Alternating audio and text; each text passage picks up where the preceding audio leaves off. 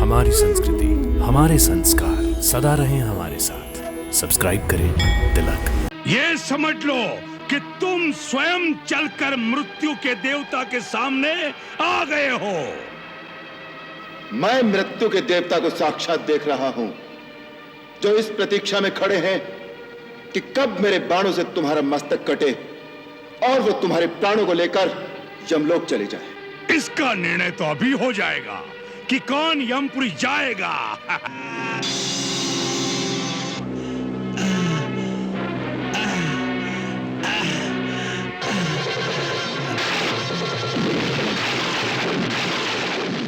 शीश समुद्र में जाए गिरो, जगदीश्वर ने ब्रह्मदंड जो मारो।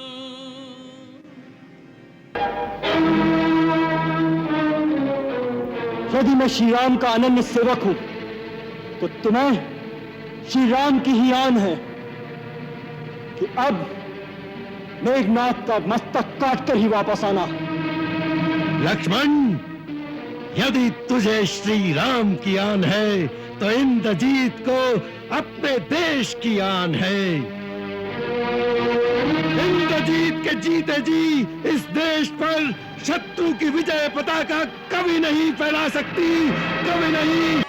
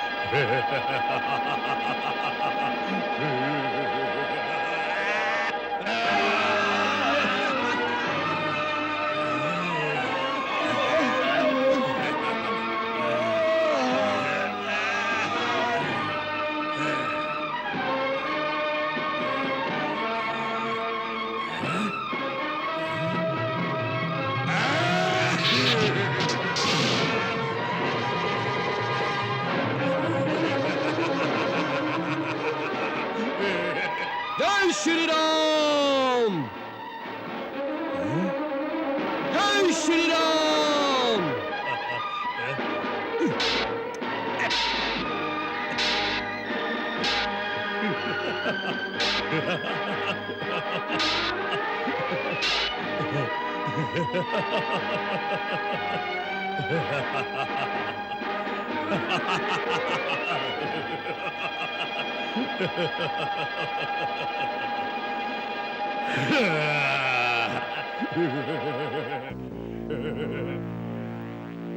परम बलशाली दिखाई देते हो वानर।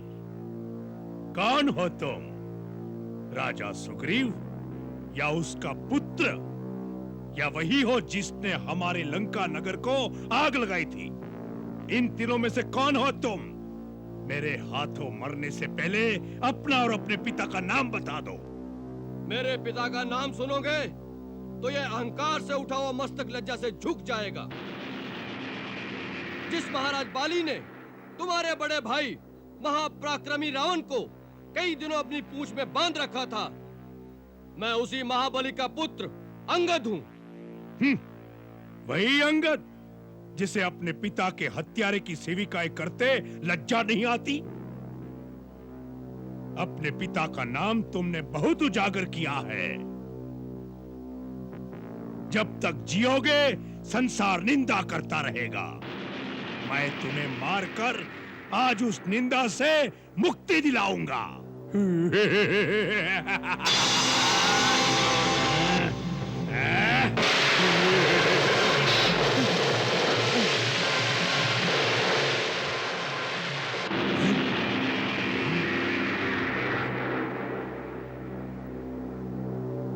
दो योद्धाओं के बीच आने वाले तुम कौन हो? ये वानर साम्राज्य के युवराज अंगद हैं। इनकी रक्षा करना मेरा कर्तव्य है। तुम राजा सुग्रीव हो? नहीं, मेरा नाम हनुमान है। हनुमान तो तुम ही हो लंका का संहार करने वाले। आज कुंभकर्ण तुम्हारी सेवा का पारितोषिक तुम्हें देगा। पारितोषिक तो तब दोगे जब मेरे हाथों जीवित बचोगे।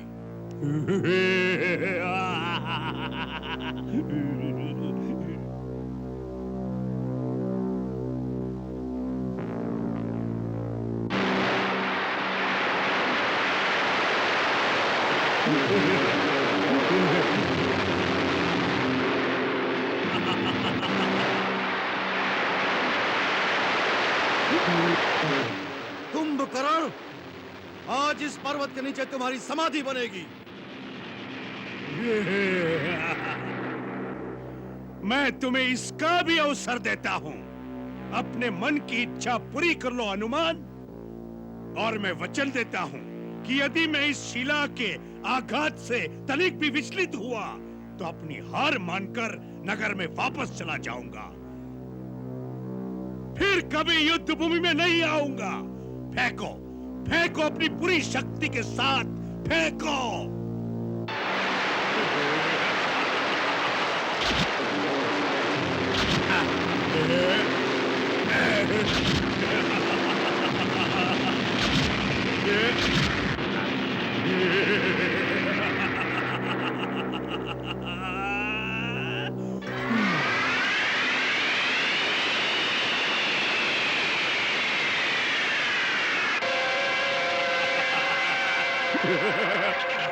हम तुम्हारे साहस की प्रशंसा करते हैं, इसलिए तुम्हें जीवित छोड़ देते हैं।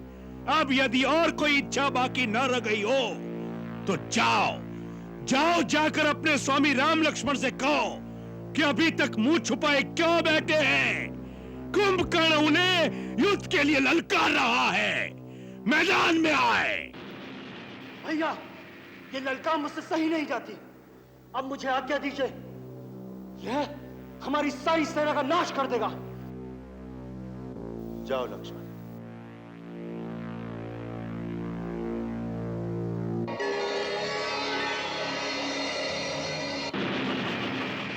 इन बेचारों पर क्यों शक्ति दिखा रहे हो?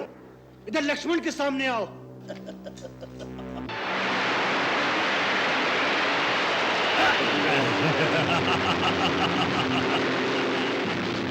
लक्ष्मण, अकेले ही आए हो? यदि तुम दोनों भाई एक साथ नहीं मरना चाहते तो ऐसा ही सही। व्यर्थ में गाल बजाने से क्या लाभ कुंभकर्ण? तुमने ललकारा था, मैं आ गया हूं। अब वीरता से युद्ध करो। अवश्य, अवश्य। रावण के छोटे भाई और राम के छोटे भाई में कैसा युद्ध होगा, यह देखने के लिए आकाश में देवतागण खड़े हैं। लक्ष्मण, हमारी बहन शूर्पणखा निरपराध थी। तूने जिन हाथों से उसकी नाक काटी है, आज मैं उन हाथों को काट कर धरती पर फेंक दूंगा, तब मेरे मन को शांति होगी।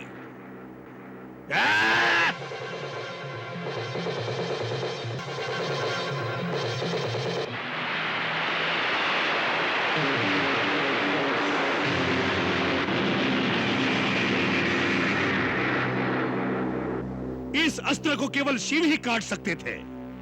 आज तुमने काटा है, हम तुम्हारी प्रशंसा करते हैं, परंतु अब इस अस्त्र को नहीं तोड़ पाओगे।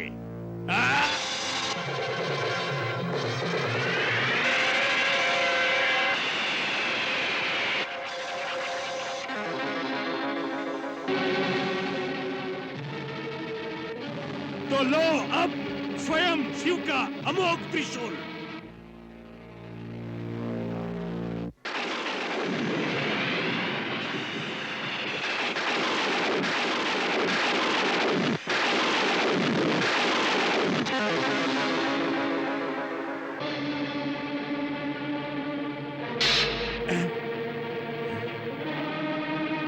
कौन हो तुम? मैं हूं वानर राज सुग्रीव, तेरा काल। अच्छा हुआ तुम मेरे हाथ लग गए, हाँ?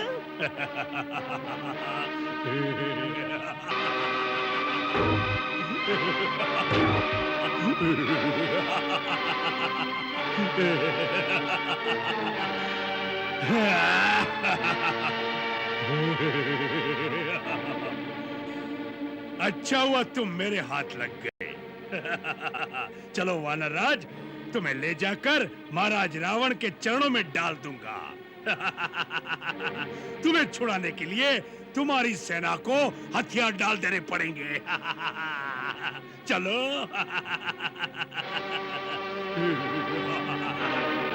प्रभु, कुंभकर्ण यदि महाराज सुग्रीव को लंका ले गया तो समस्त वानर सेना अपने राजा के बिना हताश हो जाएगी।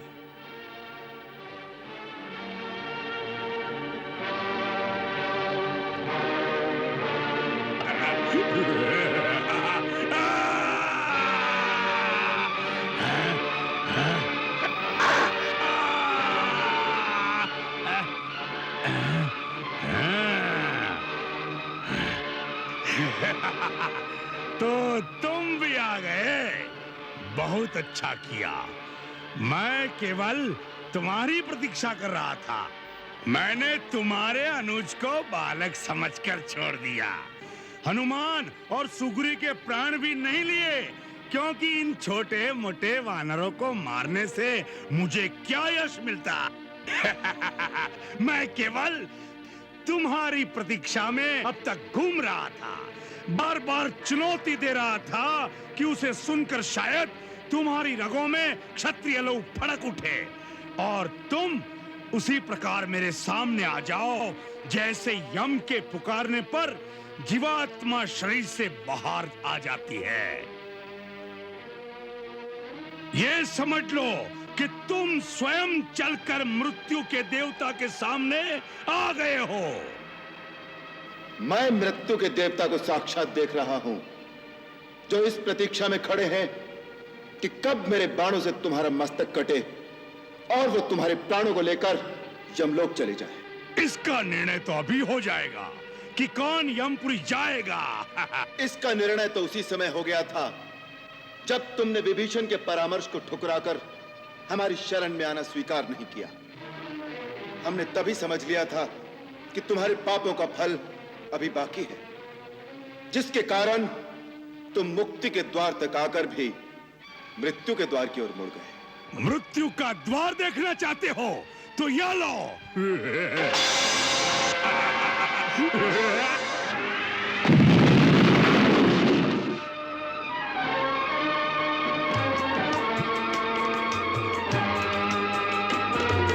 तीखे तीर गदा और फरसा कभू चलावत भिंदी पाल, कभू चलावत भिंदी पाल। मूसल मारे परित कभी छोड़े फेंके पाथर पेड़ उछाल, फेंके पाथर पेड़ उछाल। तस से मस नहीं होए महाभट, तस से मस नहीं होए महाभट, जैसे कोई गिरिराज विशाल। कुंभकर्ण शिव जी के सूल पे बार प्रहार रहो है संभाल, शिव के एक अकेले ही सूल पे वार प्रहार रहो है संभाल। खट खट खट खट खड्ग बजे और तीखे तीरन की बौछार, ये तीरन की बौछार। देव महारन देख रहे अरु देवन भेंट किए हथियार, देवन भेंट किए हथियार। एक से एक महाबली जोधा, एक से एक महाबली जोधा, कहू न कहू से मानत हार। जब तक चाहे खेल करे, जब चाहे राम करे संहार। जब तक चाहे खेल करे, जब चाहे राम करे संहार।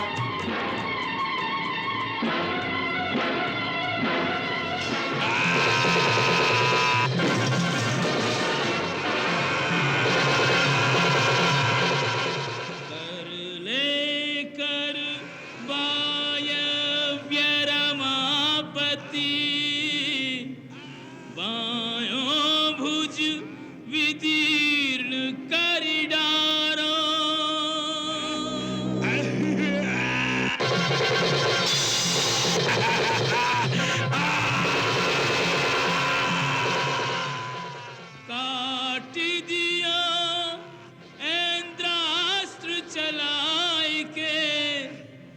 हस्त वो शस्त्र चलावन हारो।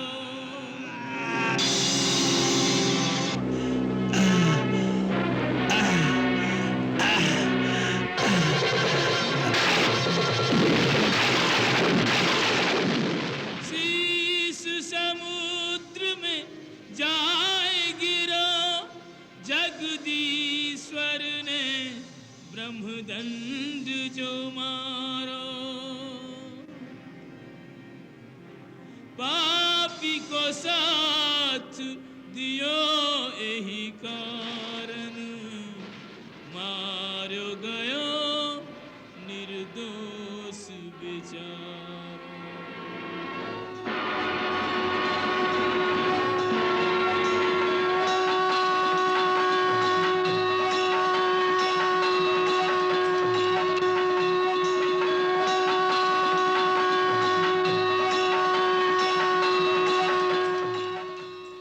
राम समर्थक राम जन, तन मन राम सुगंध। तदपि रुलावे रक्त का अविच्छिन्न संबंध।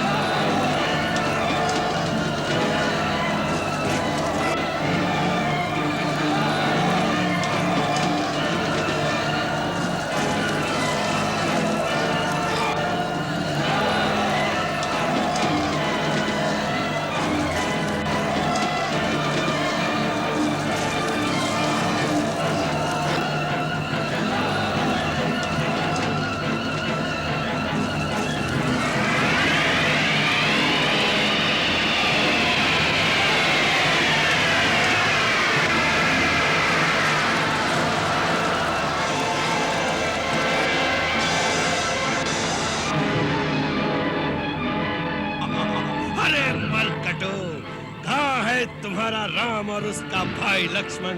क्या नागपाश का विष नहीं उतरा अभी जो तुम्हें बेमौत मरने भेज दिया? अपने बल पे इतराने वाले अंगद हनुमान कहां जाकर छुप गए? जय श्री राम।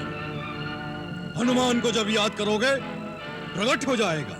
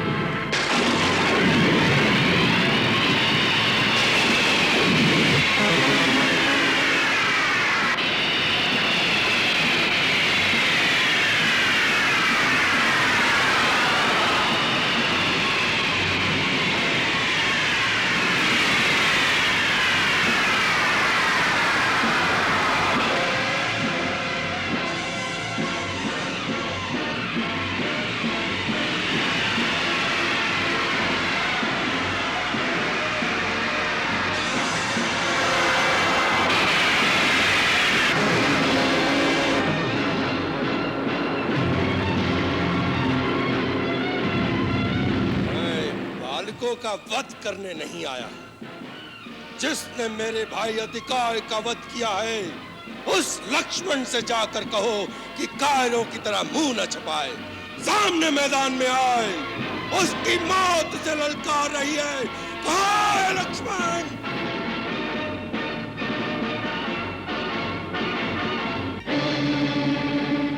क्या बात है अंगद? क्या मेघनाद रणभूमि छोड़कर भाग गया? कल की विजय ने उसे उन्मत्त कर दिया लक्ष्मण भैया। बार बार गरज गरज कर आपको ललकार रहा है। कह रहा है कि कल के नागदंश के घाव भरे नहीं, या इंद्रजीत की मार से डरकर इंद्रजीत से सामना करने का साहस नहीं रहा। भैया आज्ञा दीजिए, मेघनाद की गर्जन समाप्त करने के लिए मेरे अस्त्र अधीर हो रहे हैं। किंतु तुम इतने अधीर न हो धीरवीर। उसका नाम मेघनाद है। गरजना तो मेघ का स्वभाव है। वीर सौमित्र, उत्तेजित होकर नहीं, एक धीर योद्धा की भांति जाओ। प्रभु, लक्ष्मण जी की सुरक्षा और सहायता के लिए कुछ योद्धा उनके साथ रहे। विभीषण जी! इन मायावियों की कपट लीला को विभीषण जी भली भांति जानते हैं। हमें उनके परामर्श की अवहेलना नहीं करनी चाहिए सौमित्र। अंगद। आज्ञा प्रभु। तुम, हनुमान, नल, नील तत्परता पूर्वक लक्ष्मण के आसपास रहना। जो आज्ञा।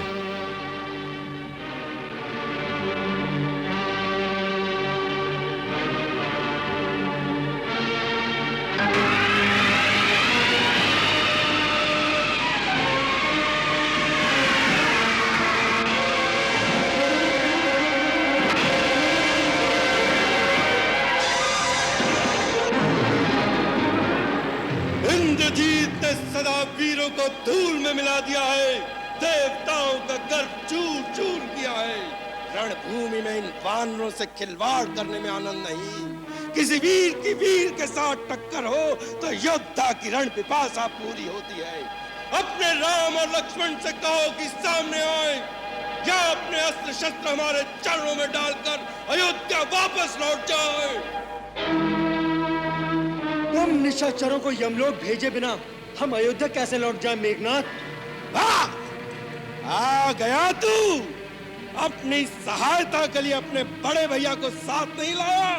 बढ़ बढ़कर नाद ना कर मेघनाद।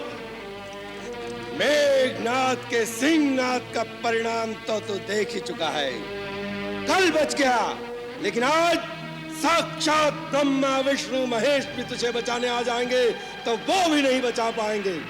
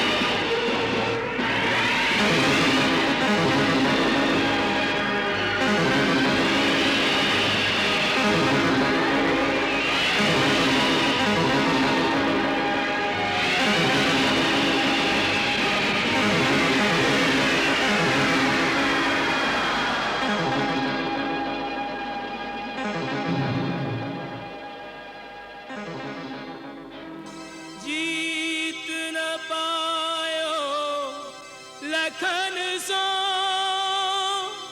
विफल भय सब बाण, इंद्रजीत ने शक्ति को तब कीनो आह्वान।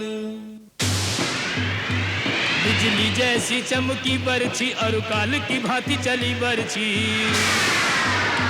रणवीरन के उर्चीरन को परगट रण माही भई बरछी।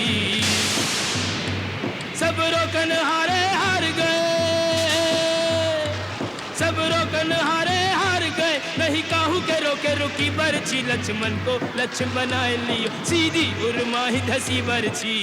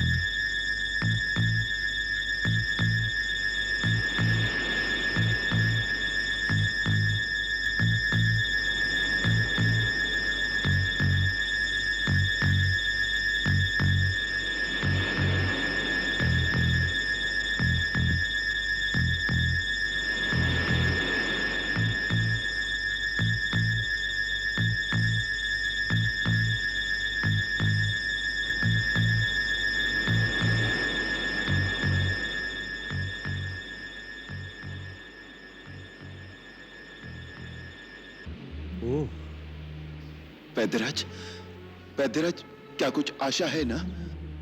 आयुर्वेद अंतिम सांस तक आस नहीं छोड़ता श्री राम। हृदय पर गहरा घात है, श्वास नलिका भी अवरुद्ध होती जा रही है। फिर क्या होगा? मेरी वनस्पतियों और जड़ी बूटियों में ऐसी जड़ी बूटी नहीं है जिससे इनका उपचार कर सकूं। वैद्यराज, रघुवीर, अधीर होने से रोगी की पीड़ा दूर नहीं होती। उपाय है, लेकिन अत्यंत दुष्कर, अत्यंत दुर्लभ। आप बताइए तो सही श्रीमान जी।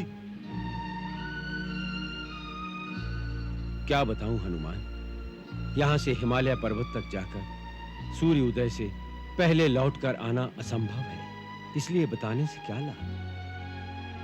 वैद्यराज, मैं अपने प्रभु के लिए हिमालय तो क्या, कहिए तो ब्रह्मलोक की प्रदक्षिणा करके भी रात रात में लौट आऊं। आप वो दुष्कार्य बताइए तो सही। यदि इतना साहस है तो सुनो। कैलाश और ऋषभ पर्वत के बीच दैवी औषधियों का एक महापर्वत है। वहां 4 महाऔषधियां ऐसी मिलेंगी जिनमें एक दिव्य प्रकाश की आभा चारों दिशाओं को प्रकाशमान करती रहती है। उनके नाम हैं विशल्यकारिणी, स्वर्णकारिणी, संधानी और मृत संजीवनी। इनमें से एक घावों को भर देती है, दूसरी कटे हुए अंगों को जोड़ देती है, तीसरी विकलांग अथवा विकृत शरीर को यथावत रूप दिला सकती है, चौथी मृत संजीवनी, जो यदि समय पर मिल जाए तो मृतक को जिला सकती है। इसी दिव्य औषधि की इस समय आवश्यकता है, परंतु लक्ष्मण के पास केवल 1 रात का समय है, इसलिए यह कार्य सूर्य उदय से पहले हो जाना चाहिए। तभी इस उपचार का लाभ हो सकता है, अन्यथा लक्ष्मण के प्राण बचाना असंभव है। असंभव तो असंभव ही रहेगा। कहां लंका का समुद्र तट, कहां हिमालय, कौन ला सकेगा संजीवनी बूटी? प्रभु, आपका इस दास से विश्वास उठ गया। हनुमंत, कैसे पृथ्वी के दूसरे छोर से आएगी वो बूटी 1 रात में?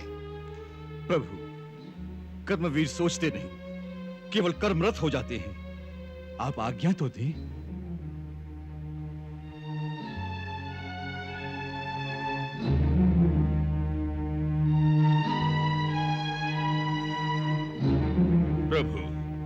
मुझे पूर्ण विश्वास है बजरंग इस कार्य में भी सफल होंगे।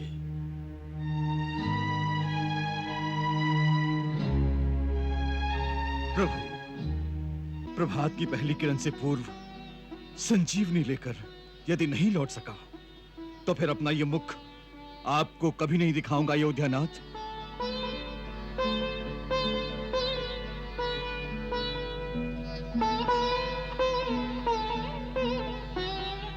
तुम कभी असफल नहीं हो सकते हनुमंत। जय श्री राम।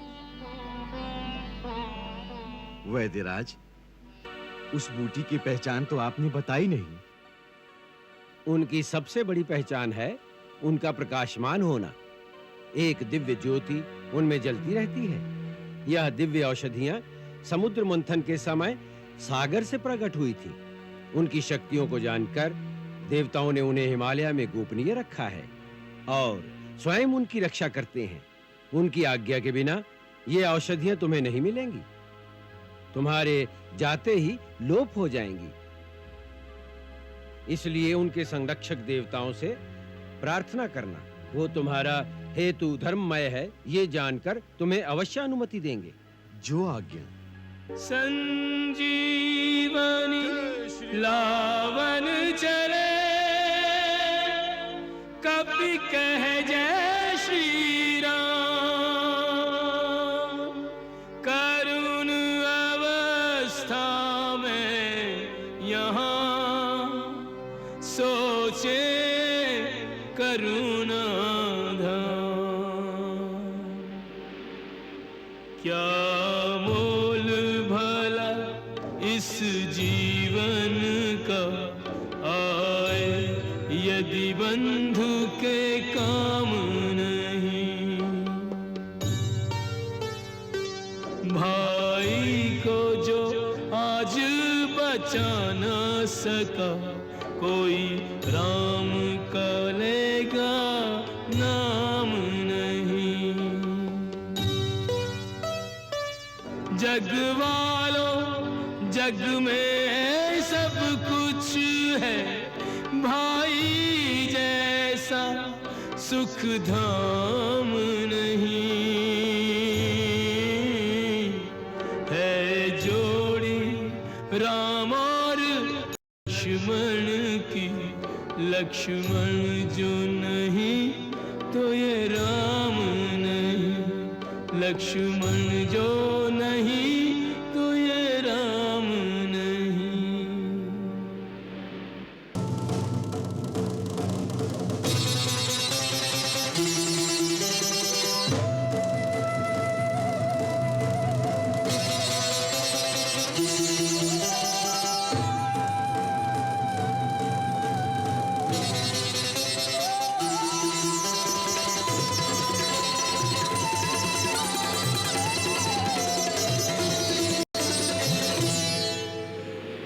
संजीवन के रूप में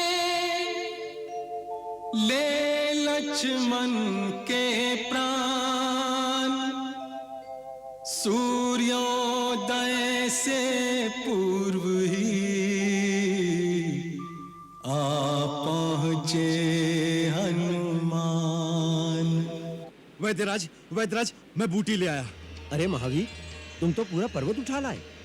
क्या करता वैद्यराज, मैं ठहरा अज्ञानी। आयुर्वेद आचार्य तो हूं नहीं जो जड़ी बूटी की पहचान कर लेता, इसलिए पूरा पर्वत ही ले आया हूं। आप अपने आप पहचान कर लीजिए ना उस संजीवनी की। चलिए वैद्यराज जी।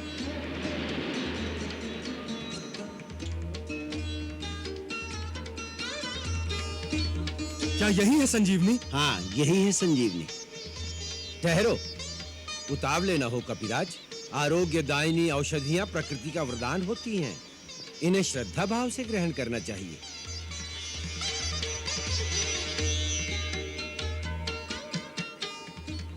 जय भगवान धन्वंतरी।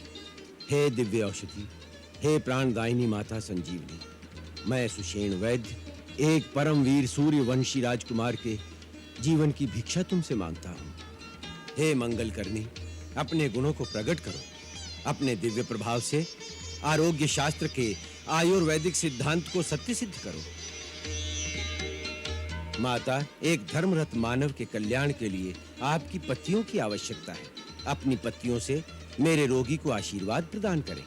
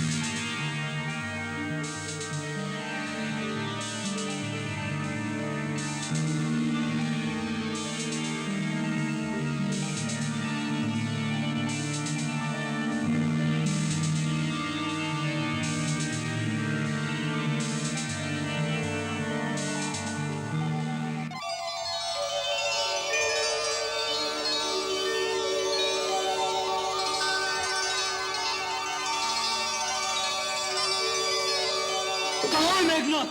कहाँ है वो मायावी? अरे मेरे धनुष और बाण कहाँ गए?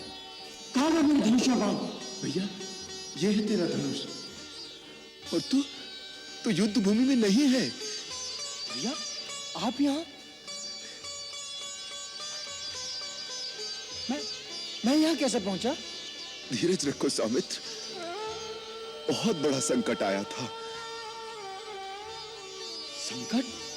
हाँ मेरे भैया, और रघुकुल पर आए संकट का निवारण किया संकट मोचन हनुमान ने।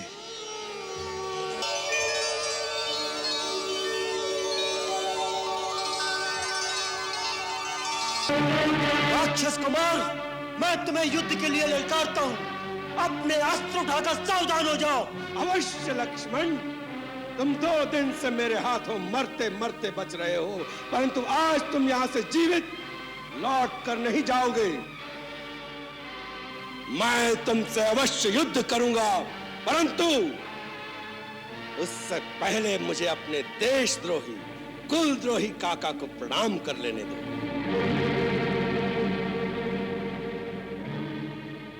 विभीषण काका, देशद्रोही और कुलद्रोही तो सुने थे, परंतु संतान द्रोही नहीं सुना था। आज तुमने वो पद भी प्राप्त कर लिया है। मैं तुम्हारे पुत्र तुल्य हूं, फिर भी मेरे गुप्त और मार्मिक स्थानों पर जहां लंका के साधारण वासी भी नहीं पहुंच सकते, आज तुम वहां शत्रु को ले आए हो। हाँ,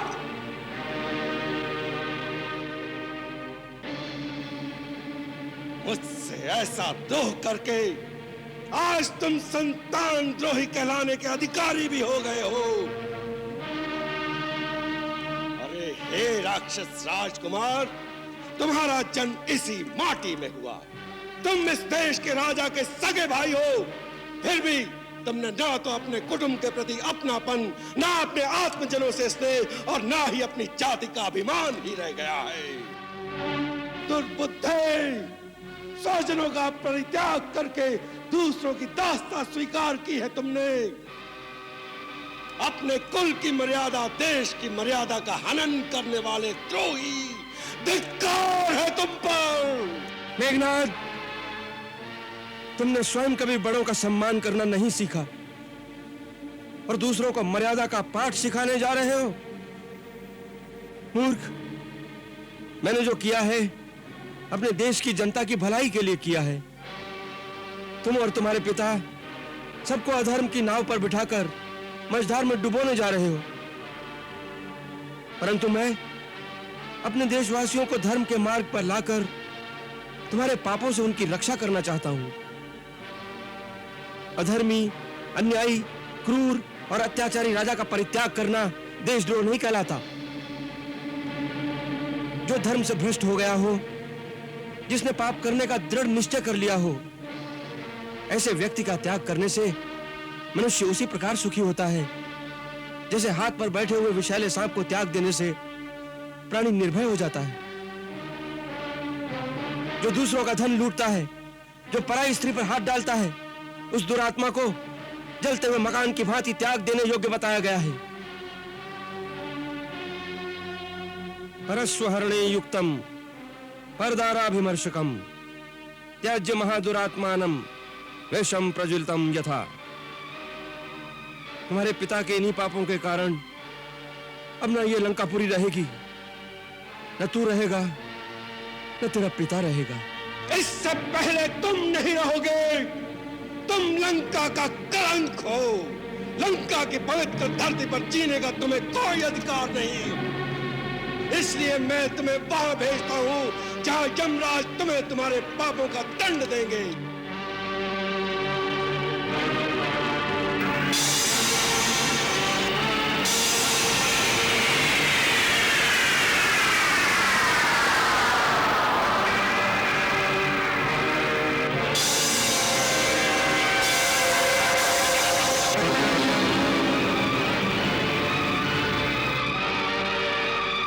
लक्ष्मण, तुम्हारे रक्षा करने से यह कब तक जीवित रहेगा और फिर तुम ही कहां तक जीवित रहोगे।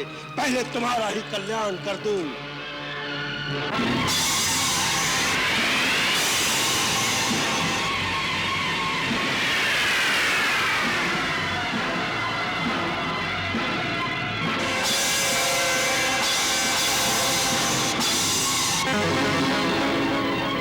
महासंग्राम, महासंग्राम, महासंग्राम, महासंग्राम।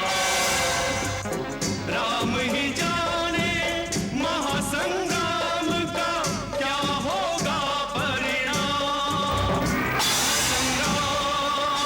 महासंग्राम, महासंग्राम, महासंग्राम।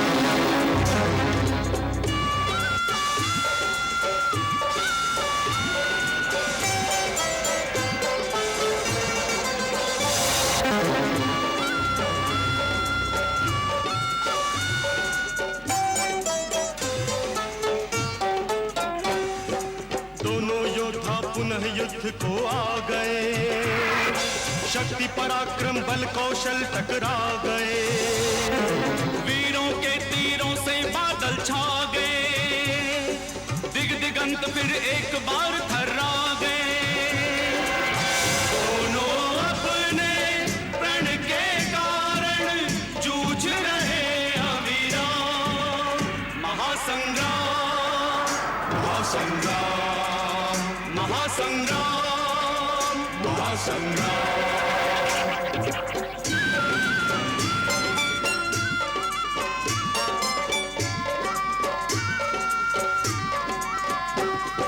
शक्ति प्रहार जो अपने तन पे सह गया, मृत्यु निकट जाकर भी जीवित रह गया। सहज नहीं है उस योद्धा को मारना, किंतु नहीं वीरोचित हिम्मत हारना। जीते जी रण छोड़ के जाना वीरों का नहीं काम। महासंग्राम, महासंग्राम, महासंग्राम, महासंग्राम।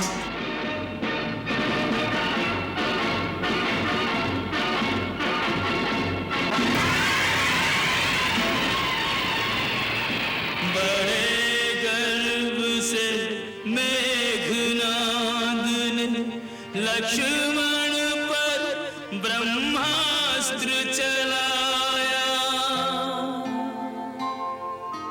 अति विनम्र होकर लक्ष्मण ने तब ब्रह्मास्त्र को शीश झुकाया। जा लक्ष्मण के निकट शस्त्र वह बिना प्रभाव किए लौटाया।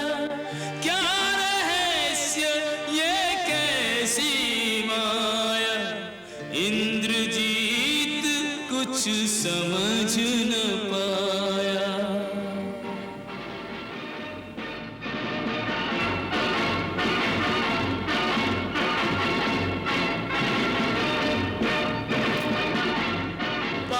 पाशुपात संधान करे किया लखन पर घात।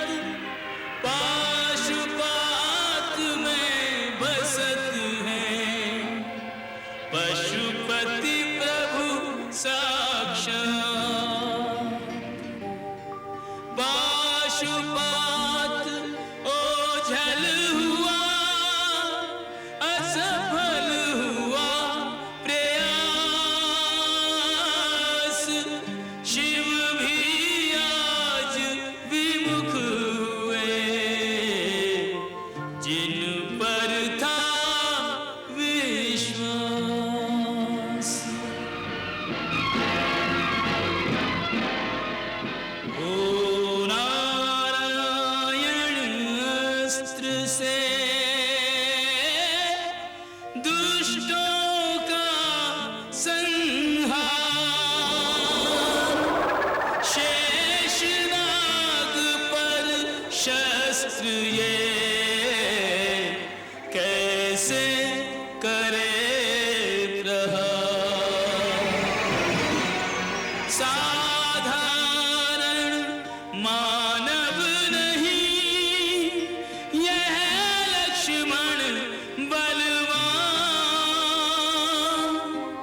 जान लखन की शक्ति को खल हुआ अंतर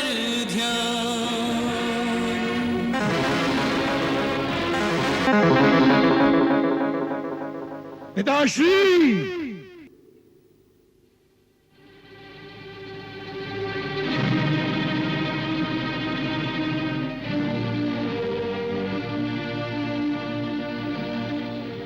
इंद्रजीत, तुम्हारे शीघ्र चले आने से हम समझ गए कि तुम्हारा यज्ञ संपूर्ण नहीं हुआ, उसमें कोई बाधा आ गई है। उसका बाधक आपका अनुज भ्राता कुलद्रोही विभीषण निकला, जो शत्रुओं को मंदिर के गुप्त स्थान पर ले आया और यज्ञ विध्वंस करा दिया। विभीषण, विभीषण, फिर भी तुमने उस नीच देशद्रोही को जीवित छोड़ दिया। पिताश्री, मैंने उसी के लिए इतने दिनों से यम अस्त्र बचा कर रखा हुआ था। आज मैंने वही यम अस्त्र उस पर छोड़ दिया, परंतु लक्ष्मण ने एक ऐसी शक्ति चलाई जिसने मेरे अस्त्र को रास्ते में ही तेजहीन कर दिया। उसका तोड़ भी विभीषण ने ही बताया होगा। नहीं, उसका तोड़ देवताओं के सिवा इस धरती पर कोई नहीं जानता। तो क्या लक्ष्मण को देवताओं ने बता दिया? नहीं, उसे बताने की कोई आवश्यकता नहीं। लक्ष्मण देवताओं का देवता है, लक्ष्मण नर नहीं, कोई अवतार है। इंद्रजीत,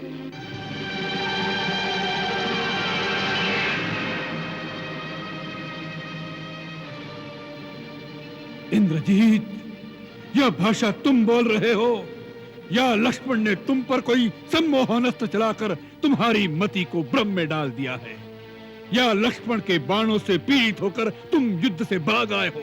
पिताश्री!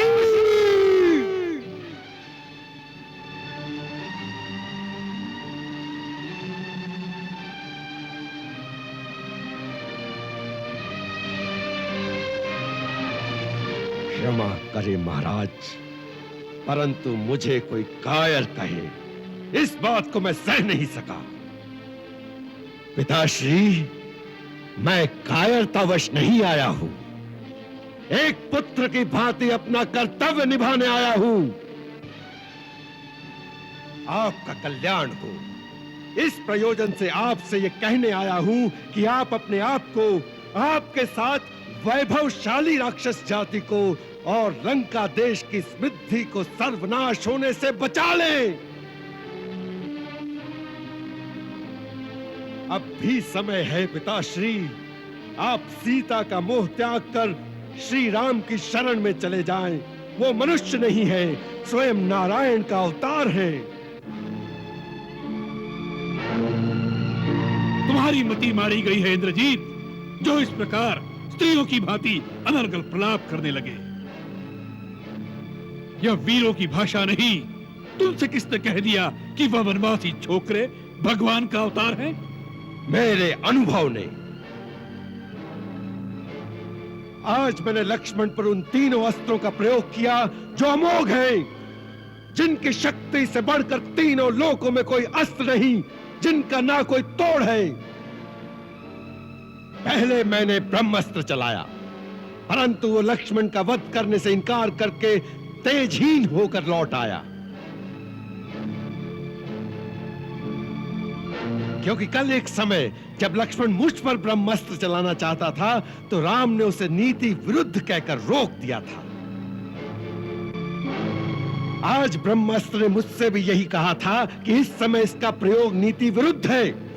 इसके चलने से देवलोक, पाताल, पृथ्वी, तीनों लोक में विनाश की ज्वाला भड़क उठेगी। परंतु यह सब अधर्म और अन्याय को विजय दिलवाने के लिए नहीं हो सकता। इसीलिए ब्रह्मास्त्र तेजहीन होकर लौट आया।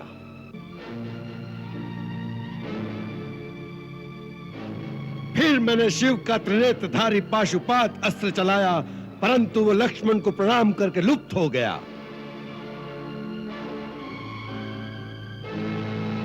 फिर मैंने भगवान नारायण का अमोघ चक्र, जो त्रिलोकी की अंतिम शक्ति है, उसे चलाया, परंतु नारायण चक्र लक्ष्मण की प्रदक्षिणा करके लौट आया। यह अंतिम प्रमाण था, जिसे देखकर मुझे विश्वास हो गया कि यह नर नहीं, स्वयं नारायण का अवतार है। और तुम अपने पिता को यह प्रवचन देने आ गए कि हे पिता, जो तुमने तीनों लोकों में अपनी विजय का डंका बजाकर अखंड यश प्राप्त किया है, आज उस यश को धूल में मिलाकर दो वनवासी भिखारियों के चरणों में जाकर बैठ जाओ। इंद्रजीत, याद रखो, जो स्वयं अपने हाथों अपनी कीर्ति को धूल में मिला देता है, देवता भी उसका सम्मान नहीं करते। वह कहेंगे कि मृत्यु के डर से रावण ने हार स्वीकार कर ली। हाँ, उनकी शक्ति से तुम भयभीत लग रहे हो। तुम्हारा मन और शरीर दोनों थक गए हैं। जाओ, अपने महल में जाकर विश्राम करो। यह युद्ध रावण का है और रावण इसे अकेला ही लड़ लेगा। रावण का मार्ग स्थिर हो चुका है, उसे अपमान और अपयश का नया मार्ग मत दिखाओ इंद्रजीत।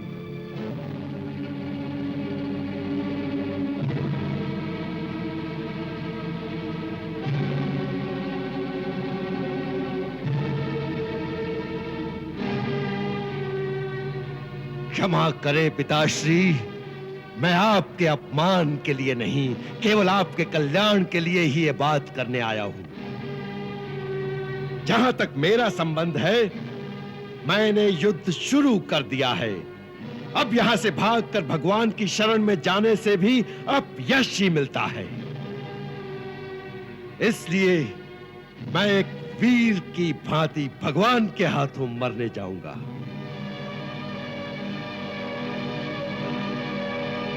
जो पिता से विमुख होकर जाते हैं, भगवान भी उनका आदर नहीं करते। इस समय मेरा स्थान राजमहल में नहीं, केवल युद्ध भूमि में है। यदि राम मुझे तीनों लोगों का राज्य भी प्रदान कर दे, तो भी मैं युद्ध से भागे हुए कायर की संज्ञा लेकर जीवित नहीं रहना चाहता। क्योंकि मेरी आत्मा ही मेरा सम्मान नहीं करेगी, तो दूसरे क्या करेंगे? मुझे आशीर्वाद दीजिए कि यदि मेरी मृत्यु भी लिखी है, तो मैं एक वीर की भांति अपनी आन के साथ इस प्रकार मरूं कि राम भी मेरी वीरता की प्रशंसा में नतमस्तक हो जाएं।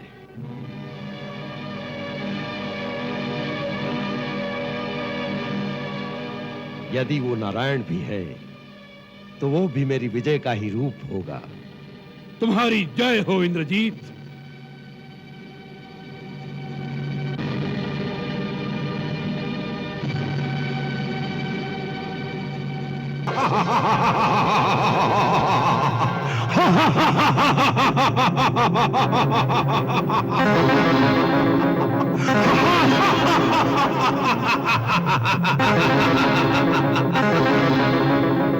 लक्ष्मण, आज का युद्ध तेरा मेरा अंतिम युद्ध होगा। आज या तू नहीं रहेगा या मैं नहीं रहूंगा, परंतु इतिहास इंद्रजीत को याद रखेगा कि युद्ध में यदि भगवान भी सामने आ गए तो इंद्रजीत ने कभी पीठ नहीं दिखाई, वैसा ही आक्रमण किया जैसा शत्रु पर करना चाहिए।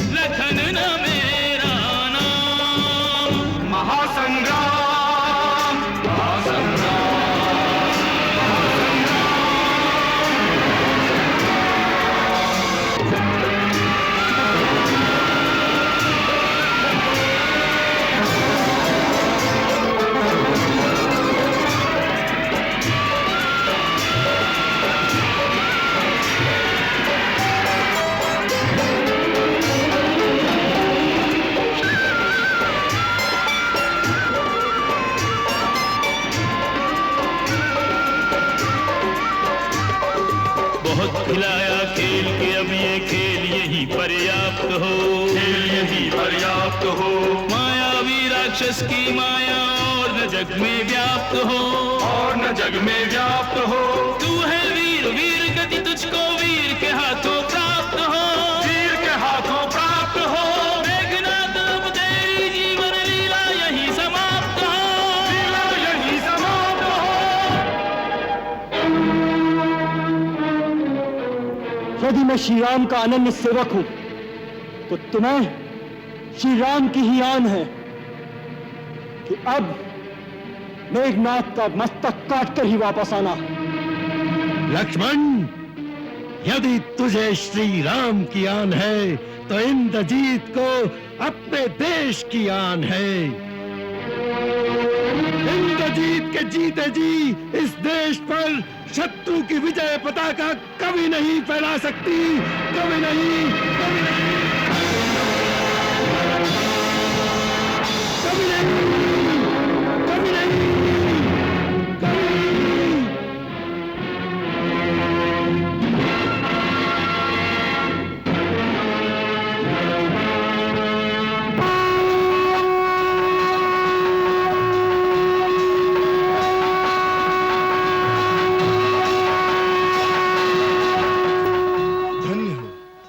लक्ष्मण, तुम्हारी जय हो।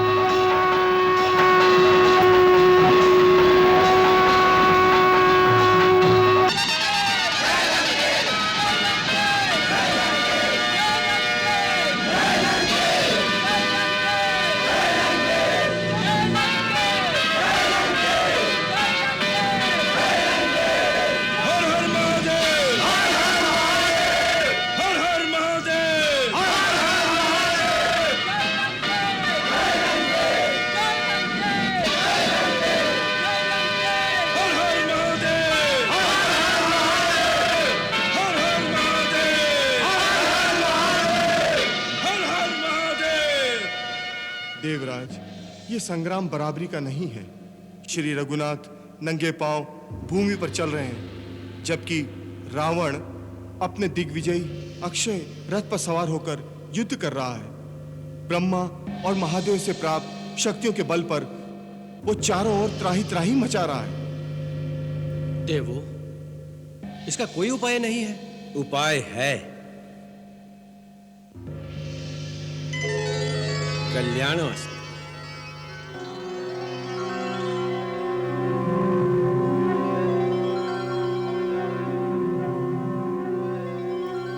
हे इंद्र, आज ही रावण की मार्केश दशा है। इस समय श्री राम प्रभु की सहायता करने से सारे देवताओं के कार्य सिद्ध हो जाएंगे। तुम तुरंत अपना दिव्य रथ श्री राम प्रभु की सेवा में भेज दो। जो आज्ञा पितामह। मातली,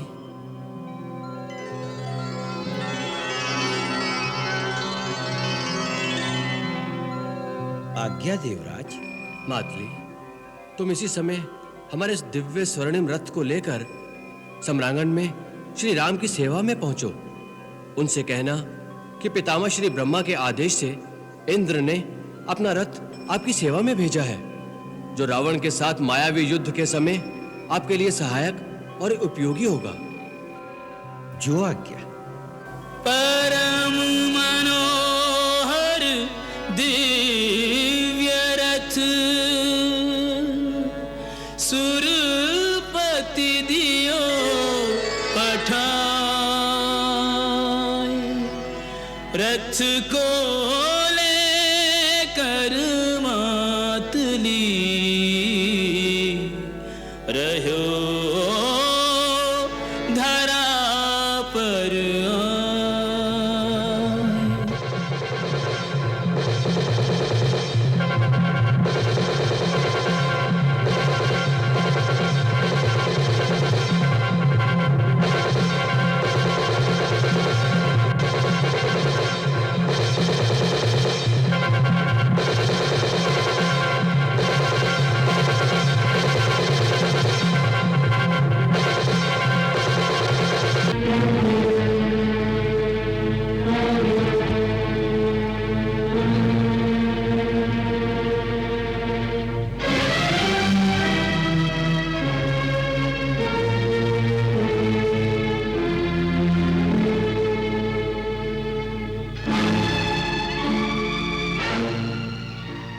हे रघुकुल तिलक, श्री रघुनाथ, श्री लक्ष्मण कुमार, आपके श्री चरणों में सारथी सेवाधारी मातली का प्रणाम।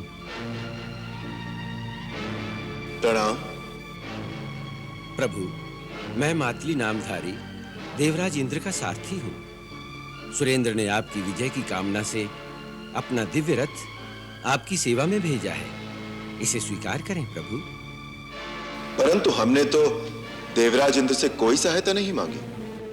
हे नाथ, देवराज ने यह रथ पितामह श्री ब्रह्मा जी की आज्ञा से भेजा है। देवराज ने कहा है कि रावण के साथ मायावी युद्ध में यह आपके लिए उपयोगी होगा।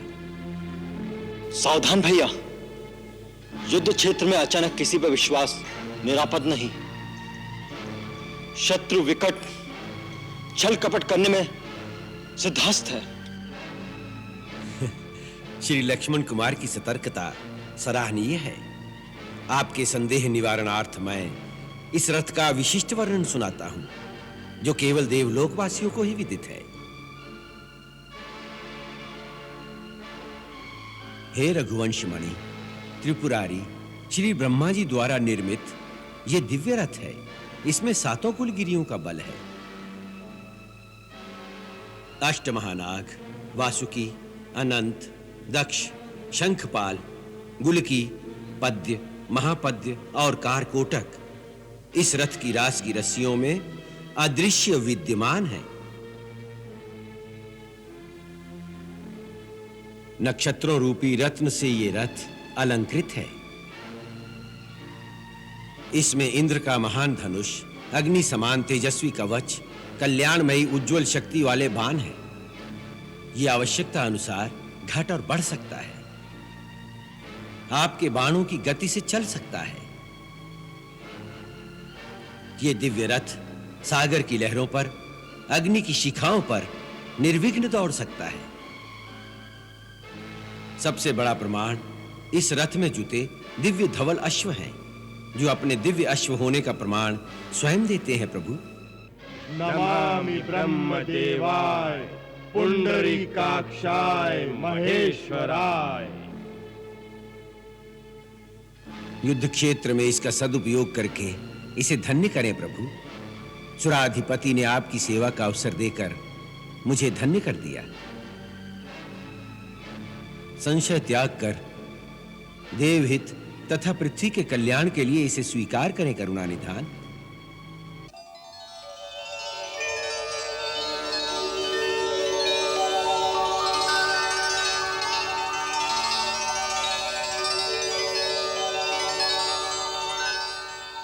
प्रभु, संकोच त्याग कर इसका सदुपयोग करें। इसी में सबका हित है, सबका कल्याण है। पितामह ब्रह्मा जी, देवराज सुरेंद्र एवं समस्त देवताओं को हमारा शत शत प्रणाम और सादर धन्यवाद।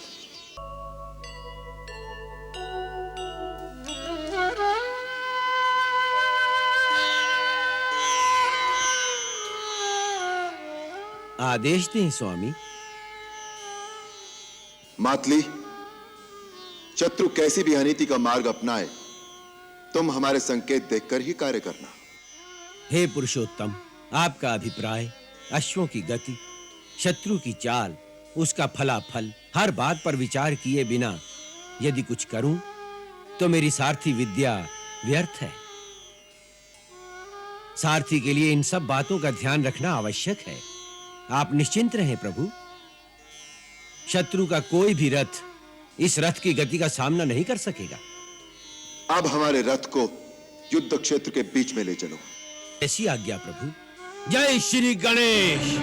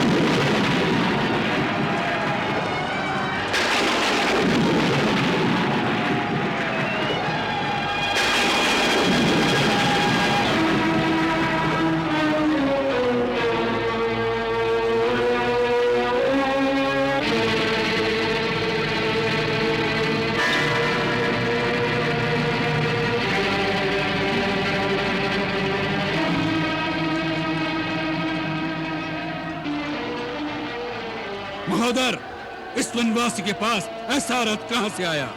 यह अवश्य देवताओं का षड्यंत्र होगा। हाँ महाराज, इस रथ को मैं भली भांति जानता हूँ। ये स्वयं देवराज इंद्र का रथ है। इंद्र का यह साहस कि हमारे विमुख होकर वह राम की सहायता करता है। इंद्र, राम से निपटने के पश्चात तुम्हारे साथ भी लेखा चुकाना पड़ेगा। नए नए रथ पर चढ़कर इतना क्यों इतरा रहे हो? रावण के सामने आए हो तो शीश झुका कर आओ। तो इससे पहले यदि शीश झुकाकर आ जाता तो कदापि तेरे बच जाने की संभावना हो सकती थी, परंतु अब तो तेरा शीश काटना ही अनिवार्य हो गया है। अरे तपस्वी, अभी तक जिन योद्धाओं को तुमने मारा है, मैं उनके समान नहीं हूँ। मेरा नाम है रावण, तीनों लोग जिसका यशगान करते हैं, लोकपाल तक जिसके बंदी हैं। तुमने खरदूषण और विराट को मारा, बेचारे वाली का छुपकर वध किया, कुंभकर्ण और मेघनाथ को मारा। आज मुझे उन सब का प्रतिशोध लेना है। यदि तुम रणभूमि छोड़कर भाग न गए तो आज मैं उन सब का बैर निकालूंगा। ये मत भूलना कि आज रावण से सामना है, रावण से। नीच निशाचर, असहाय स्त्रियों पर वीरता दिखाने वाले कायर, तो किस बात पर अपने को वीर कहता है? धर्म की मर्यादा भंग करने वाले पापी, तेरे समस्त पापों का दंड आज तुझे अवश्य मिलेगा। दंड देने का काम राजा का है, किसी भिखारी का नहीं। पहले प्रथम दंड, ये ले तेरा दंड।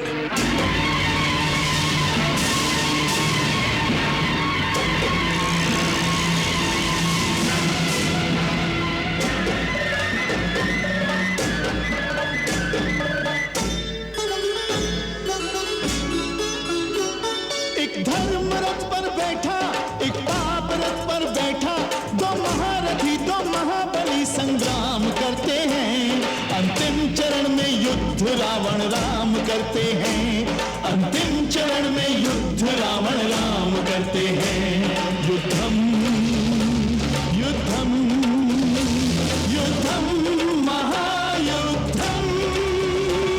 एक धर्म रथ पर बैठा, एक पाप रथ पर बैठा, दो महारथी दो महाबली संग्राम करते हैं। अंतिम चरण में युद्ध रावण राम करते हैं। अंतिम चरण में युद्ध रावण राम करते हैं।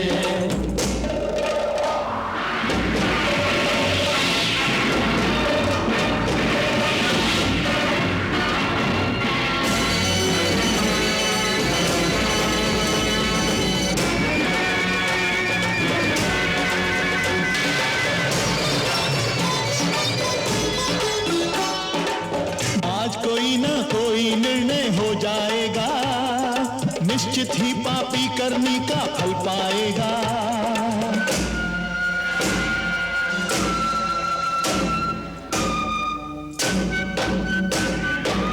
भर जाता है जब पापों का घड़ा, पापी को दिखे बस काल खड़ा। पापी को दिखे बस काल खड़ा। एक धर्म रथ पर बैठा, एक पाप रथ पर बैठा, दो महारथी आकाश में संग्राम करते हैं। अंतिम चरण में युद्ध रावण राम करते हैं। अंतिम चरण में युद्ध रावण राम करते हैं।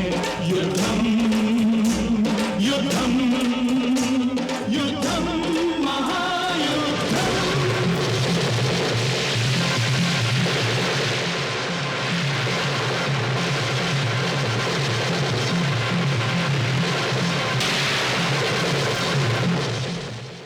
मातली, देखो रावण का रथ बड़े वेग से आ रहा है, अतः अब सावधान हो जाओ और आगे बढ़ो। जिस प्रकार हवा उमड़े हुए बादलों को छिन्न भिन्न कर डालती है, उसी प्रकार मैं आज शत्रु के रथ का विध्वंस करना चाहता हूँ। भय तथा घबराहट छोड़कर मन और नेत्रों को स्थिर रखते हुए घोड़ों की बागडोर काबू में रखो और रथ को तेज चलाओ। अब मैं एकाग्र चित्त होकर युद्ध करना चाहता हूँ।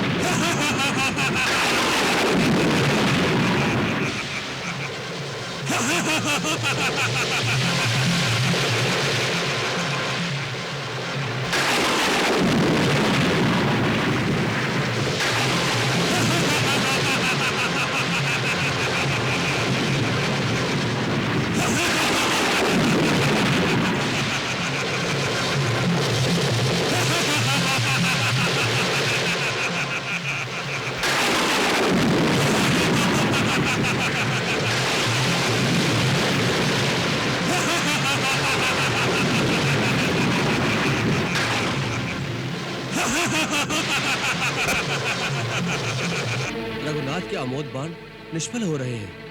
नहीं देवेंद्र, रघुवीर के बाण निष्फल नहीं हो रहे। ये तो रावण की आसुरिक माया है, जिससे उसके शीश कट जाते हैं और जुड़कर पुनः सजीव हो उठते हैं। इस प्रकार रावण का संहार कैसे होगा? प्रभु हृदय को लक्ष्य करके बाण क्यों नहीं मारते? अवश्य ही हृदय में बाण लगते ही उसका संहार होगा।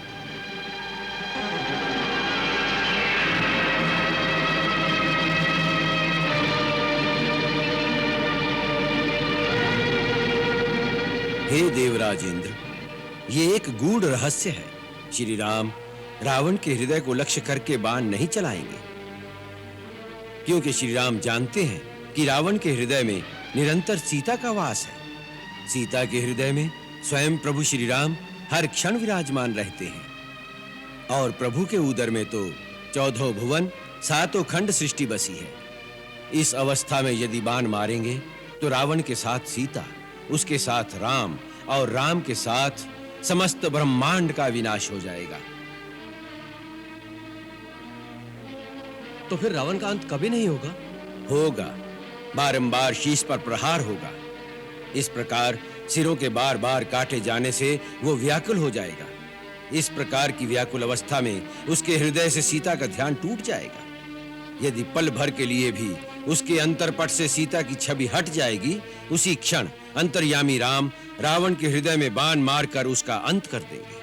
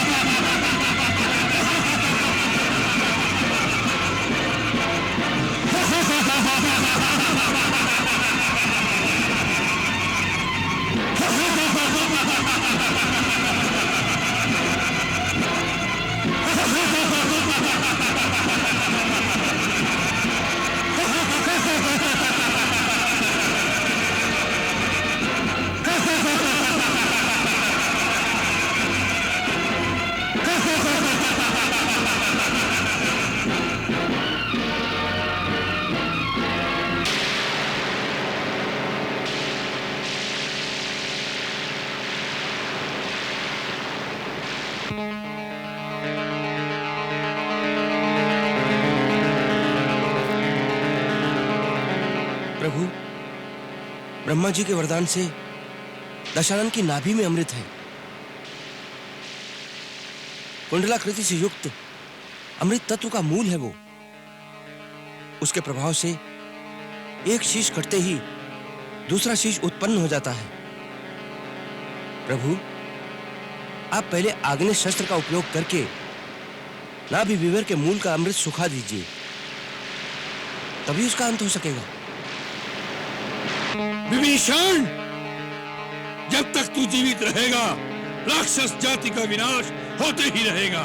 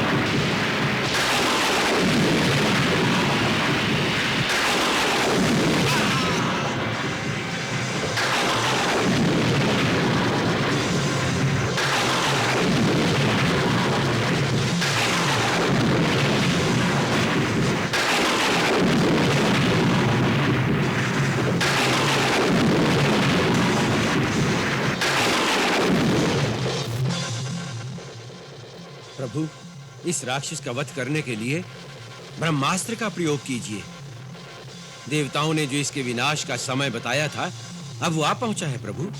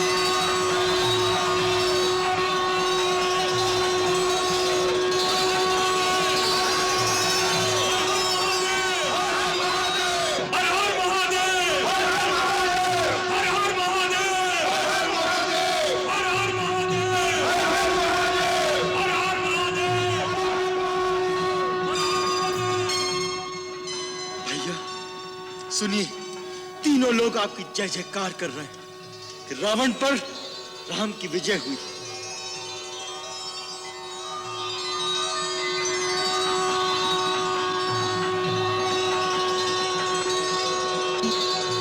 लक्ष्मण, ये विजय केवल राम की नहीं, तुम सबकी है। तुम, महाराज विभीषण, महाराज सुग्रीव, वीर हनुमान, अंगद, जामवंत, नल, नील और ये सारी वानर सेना, इन सब की सहायता से ही राम ये युद्ध जीत सका।